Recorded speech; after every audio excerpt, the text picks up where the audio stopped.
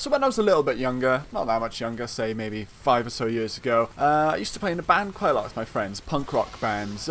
We didn't do anything massive, just played quite a few local gigs. And one summer, we actually got quite a few gigs lined up outside of our city. And this was the first time we'd ever played outside of our city. We had 3 gigs lined up. One of them was in the one town over.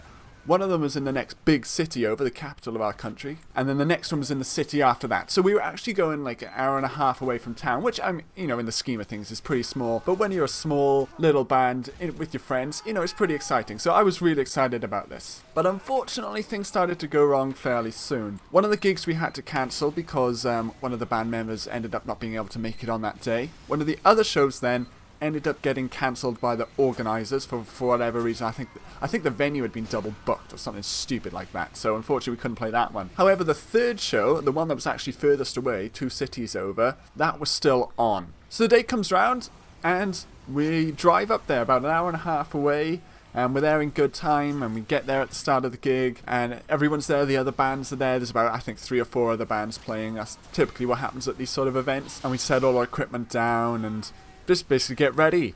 Everything's great. We go for some food before the show starts, and then we get back to the show, and the venue starts filling up now that it's open to the public, and the first band starts setting up, and they start playing. So I don't know if you've ever been in one of these small sort of local pubs really where there's a band playing, but it can often get very loud, and when you're playing in a local band, you go to these events quite a lot, so you need to start protecting your ears, otherwise you will really damage them for later life. So quite a lot of people will use these little things. I'll show you a picture of them now. Earbuds, or whatever you want to call them. They basically just go in your ears and they block some of the noise. So the first band starts playing and they're quite loud. So I think, okay, I'll put my earbuds in. So I take them out, put them in, left ear, right ear, and I start tapping the ends of them to make sure they're in. And I can only feel one of them. So I think, oh, I've dropped it on the floor or something. So I start looking on my leg, I start looking on the floor, and I can't see it. I tap my ear again, and I can just feel the end of it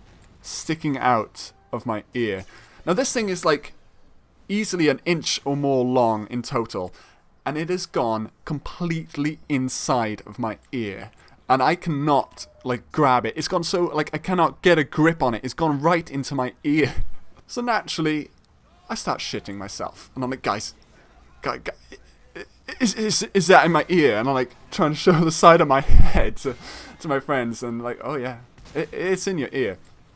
So I do not know where to go. I've never been to the city before in my life, so I'm like, what the hell do we do now? So we actually ended up going to the local Tesco that was a street or 2 away, and I went and I'm do you have a medical kit? Do you have a tweezers or something? Because you see this thing? And I had the one from my other ear then. I'd obviously taken that out. And I was you see this thing here? That is in this ear. And the poor shop assistant's just I'm a Tesco girl. I can't help. That's not to say that Tesco shop assistants couldn't possibly medically trained. But what I'm trying to say is that wasn't her job. So we ended up driving around this city trying to find the hospital. Fortunately, it was signposted really well, so we found it without too much trouble. So we got to tell the gig guy, actually, before we left, the guy who's organised the gig, I'm really sorry, we're meant to be playing in 10 minutes, but there is an earbud inserted inside my head, so we're actually going to go to the accident and emergency room. The guy was cool with it, and he was like, well, if you come back in time, I guess you can play. So we went to the accident emergency, and we were there. Oh, yeah, I don't know what it's like in whatever country you guys are from, but in the UK, A&E has a long waiting time, and to be fair, we were probably seen pretty soon in two, maybe 2.5 hours, but it can be a hell of a lot worse. Whilst I'm waiting there, I'm talking to the receptionist, can anything happen? Can I go deaf? And the receptionist isn't necessarily medically trained either, so she's just oh, I don't know, you're gonna have to wait to see the nurse. And I'm so freaked out. I think I could go deaf. This thing that is there to protect my hearing could be making me deaf right now. So eventually we do get in to see the nurse, or, I get in to see the nurse. My friends don't come into this bit with me. And, I explained it to her, and she sort of gives me a look how the hell did that happen? And she gets his tweezers out, they're in the drawer or whatever. And she's like, ooh, it's far in there, I can't get it. She can't even get it out with her tweezers. So she goes to like another room and she gets out these like super thin tweezers with like a long hook on the end, especially for going into like really small places and pulling stuff out. And she's like fiddling, and then the only way I can describe it is, you know, when you've gone underwater and all the water's in your ear, and then you come out of the water, you put your fingers on your nose and you like blow out, and then all of a sudden it just goes like everything is clearer.